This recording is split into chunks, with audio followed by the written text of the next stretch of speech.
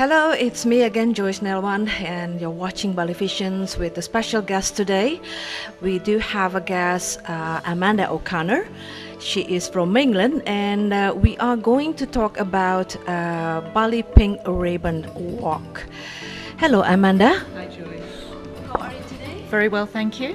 This is quite interesting, and that breast cancer today is not what it was 20 years ago.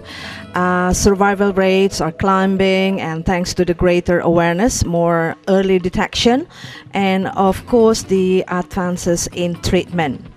Amanda, tell me, please share with me, what is the Bali Pink Ribbon and who is behind it? Bali Pink Ribbon is part of the Global Pink Ribbon campaign, which is focused on raising awareness and improving education about breast cancer. It's a topic which has been very scary for a lot of women over many years, and thanks to the hard work of many of these breast cancer survivors and women who've been affected by breast cancer survival rates are increasing greatly now. How do you start this in Bali? Well, what happened was some of the local women who were living in Bali are breast cancer survivors. And as they were talking to other people here, local people living in Bali and some of the local Balinese people, they found so many stories of families who'd been affected by breast cancer and so many unnecessary deaths from people in Bali who had no understanding of breast cancer and were too scared or embarrassed to go to the doctor, and started off finding a small lump in their breast but didn't know what to do and didn't realize what was happening, and tried to treat it with massage or with herbal remedies, and of course nothing happened. It didn't get any better, and the cancer progressed and progressed and progressed until in the end stages, when they were already very unwell, they went to the doctors and were told they had breast cancer. But by this point it was already in the end stages, and it was too late, too traumatic and too expensive for them to be able to do anything.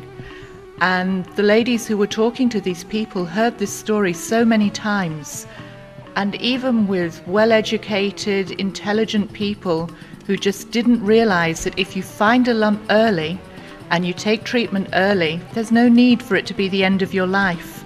There are so many unnecessary deaths, and they were really keen to try and do something and make a difference to the situation in Bali.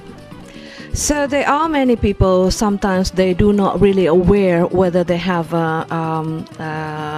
breast cancer. Maybe you or me, you know, this is quite very important things for our life, and you are really right. We do not want to end our life like that. Now, why walk in Bali? Well, what happened was these ladies were so affected by what they'd heard and so many stories of people that they'd met in Bali that they decided that it would be really good if we could try and bring the success stories from overseas to Bali.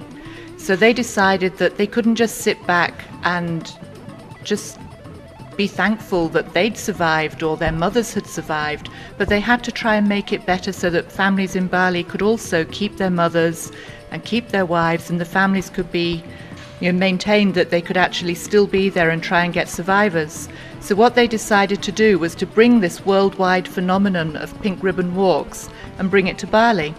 So they decided to get together with Bali International Women's Association, with BPR, which is a long-established foundation here in Bali, and also to work together with Bali Care Cancer Foundation, which is part of the Prima Medica Hospital, and try and do something and raise funds so they could improve education, improve awareness, try and teach people and get out there and tell women what to look for, how to do self-examinations. And ultimately, of course, we'd like to have better equipment, we'd like to have more doctors, we'd like to have more nurses, a mobile mammogram machine to be able to travel around Bali, and most importantly, we'd really like to be able to have some support groups here for families who are affected by breast cancer. But for that, we need to have something for the survivors. They need to be able to get together, to meet, to help each other and to support each other. And hopefully this will also spread the word and help educate more people so that they can catch breast cancer early and they don't have to die. Is this the first Bali Pink Ribbon Walk? No, actually, this is the third walk. We had the first walk in 2009 down in Nusa Dua. We were very lucky. We're supported by BTDC. They help us and provide the area for us to walk and help support us with logistics. And the second year was in 2010, also in Nusa Dua. And this year, we're also working with BTDC, and we're holding the walk in front of the BTDC office, which is just opposite the front entrance to Bali Collection.